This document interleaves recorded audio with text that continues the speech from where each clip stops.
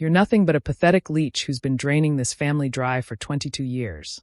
My father's voice cut through my graduation party as he raised his champagne glass, supposedly for a toast to my magna cum laude achievement. But I'd just watched him slip something from his pocket into my drink while everyone was distracted, and the small recording device hidden in the centerpiece was about to capture why the man who'd raised me wanted me gone. The backyard tent fell silent, 50 guests turning to stare as Dad's face twisted with contempt that he'd barely concealed for years. My mother stood beside him, her smile sharp as broken glass, while my younger sister Francesca watched with poorly hidden glee. "Marcus," Aunt Helena gasped. "What are you saying?" "This is Phoebe's celebration." "Celebration?"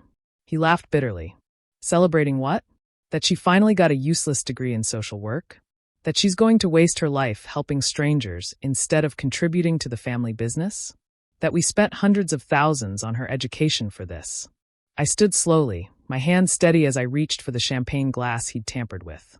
The others couldn't see the faint residue around the rim, or the way his eyes tracked my movement with predatory focus. "You're absolutely right, Dad," I said calmly. "I've been such a burden. Here, let me make a toast to make up for it." "No," he said quickly, his hand twitching toward the glass. "That's yours. I poured it specially." "How thoughtful." I lifted the glass, watching his face pale. "But first, why don't you finish explaining to everyone why I'm such a disappointment? I'm sure they're dying to know."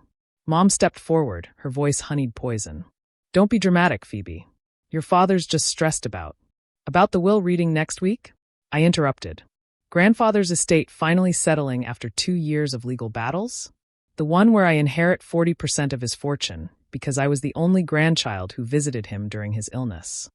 The silence crackled with tension. Several relatives exchanged knowing looks. "That's family business," Dad hissed.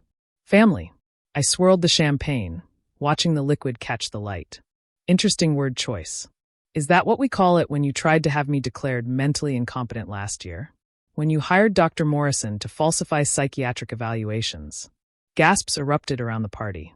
Uncle Christopher nearly dropped his drink. "Lies," Mom sputtered. "You've always been unstable. Which is why I recorded every session," I continued. "And why Dr. Morrison lost his license last month. Funny how he mentioned being paid by Marcus Whitmore to diagnose me with disorders I don't have." I lifted the glass higher. "Or should we discuss the 3 accidents I've had this year? The brake lines that mysteriously failed? The gas leak in my apartment? The mugging where the attacker knew exactly where I'd be and when?"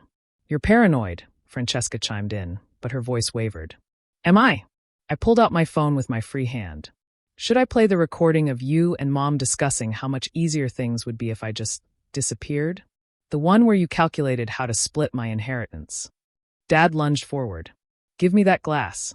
I stepped back, holding it high. "Why? What's wrong with it?" His face had gone gray. You shouldn't drink that." "Why not? You poured it specially for me. Said so yourself." "Please," Mom whispered, all pretense gone. "Put it down." "Interesting." I brought the glass to my lips, and Dad made a strangled sound. "You know what? You're right. I shouldn't drink this. Francesca, you love champagne. Here." I turned and offered the glass to my sister. She reached for it automatically, her eyes bright with greed. "No." Both parents shouted in unison. Francesca froze, the glass inches from her lips. What's going on?" I smiled coldly. "Ask them. Ask why they don't want you drinking from my special glass." "There's nothing wrong with it," Dad said desperately. "It's just." "Then you drink it," I challenged, holding it toward him. He backed away like it was radioactive. "Someone better explain what's happening," Uncle Christopher said, his voice hard. He'd been a detective before retirement. His instincts were kicking in. "What's happening?" I said, setting the glass carefully on the table. "Is that my loving family has been trying to kill me before grandfather's inheritance is distributed next week. Because if I'm dead, my share gets split between the remaining heirs." "That's insane," Mom protested. "Is it?" I pulled out a folder from behind the gift table. "This is the toxicology report from my food poisoning incident last month. Arsenic. Small doses, but building up. This is the police report about my brake lines. Cut, not worn. This is the security footage from my building showing Dad entering with a key I never gave him, 2 hours before the gas leak." I spread the papers on the table as guests backed away from my parents like they had plague. "But the real evidence," I continued, is in the life insurance policy you took out on me last year. $5 million. Beneficiaries? Marcus and Linda Whitmore. You ungrateful, Dad started. Oh, I'm not done. I pulled out more documents. See, when I realized what was happening, I hired a private investigator. Imagine my surprise when we discovered this isn't your first rodeo. Aunt Teresa's death 5 years ago? The car accident that no one could explain? She was about to inherit from her husband's estate. No, someone breathed. Cousin Jeffrey's drowning? He was weeks away from taking control of his trust fund. Uncle Martin's heart attack? Happened right before he was going to change his will to exclude you, Dad. The party had turned into a crime scene. Several people were on their phones, presumably calling police. You can't prove anything, Dad said, but his voice was weak. I can't prove murder, I agreed. But I can prove attempted murder. See that centerpiece? The one Mom insisted on arranging herself? There's a camera in it. Has been recording this whole conversation, including you doctoring my drink. I picked up the champagne glass with a napkin, careful not to smudge prints. What did you use this time, Dad? More arsenic? Something faster acting since time's running out. Francesca had gone white. You were going to poison her? At her own graduation party. Don't be stupid, Mom snapped at her. You wanted the money as much as we did. I wanted money, not murder. Francesca shrieked. My God, what's wrong with you? What's wrong, I said quietly, is that they're sociopaths who've been killing family members for inheritance money for years. And they raised you to be just like them, Frankie. The only difference is you haven't graduated to murder yet. Just theft, lies, and betrayal. Sirens wailed in the distance. Someone had indeed called the police. You recorded us, Dad said dully. In our own home. Every room, I confirmed. For the past 6 months. My lawyer has copies of everything. Every conversation about killing me, every plan, every discussion about past murders. You really should have checked for bugs before plotting familicide in the living room. Mom sank into a chair. Were your parents? No, I said firmly. Parents protect their children. You've been planning my death since you realized grandfather left me the largest share. Because I was the only one who cared about him as a person, not a bank account. The police arrived, officers flooding the backyard. Uncle Christopher was already talking to them, pointing out the champagne glass, the documents I'd laid out. As they cuffed my parents, Dad looked at me with pure hatred. You've destroyed this family. This family was destroyed the moment you decided money was worth more than blood, I replied. I'm just the only one who survived long enough to expose it. They led my parents away as guests gave statements. Francesca stood alone, looking lost. What happens to me? She asked quietly.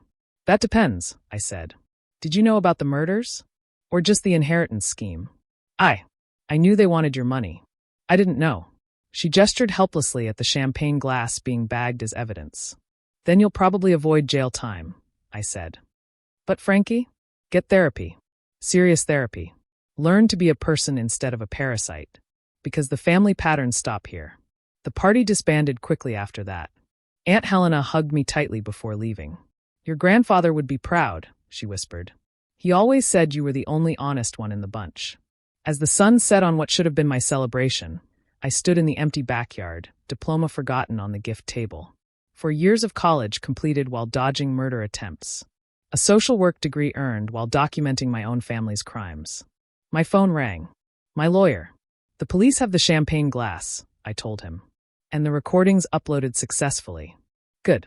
The judge already signed the restraining orders. They won't be getting bail, not with the evidence you've compiled.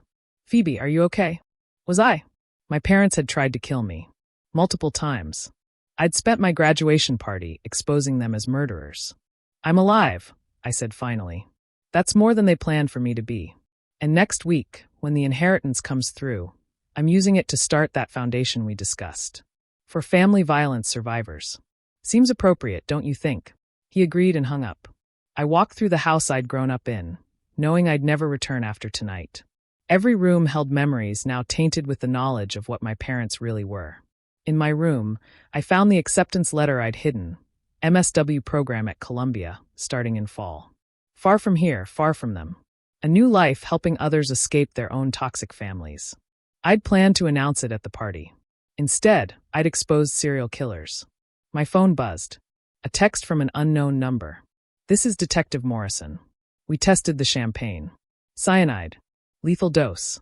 You saved your own life tonight. I stared at the words, then at the family photo on my dresser. 3 weeks ago, we'd smiled for that camera, playing perfect family one more time. Now 2 of those people were facing life in prison, and one was getting intensive psychiatric help. And me? The family leech. I was free. Traumatized, betrayed, but free. And alive. Despite their very best efforts, I was alive. Sometimes the greatest victory isn't what you achieve, but what you survive. I'd survived my own family. My real life could finally begin.